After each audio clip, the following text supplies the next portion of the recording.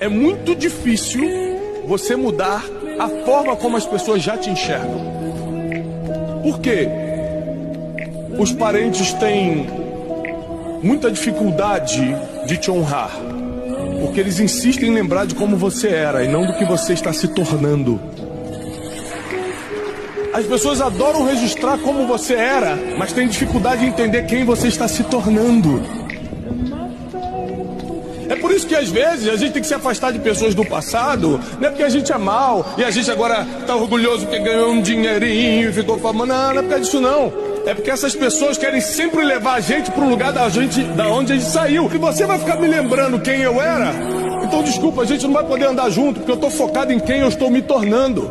Eu não quero voltar da onde eu saí. Eu quero continuar andando para frente, para onde eu nunca fui.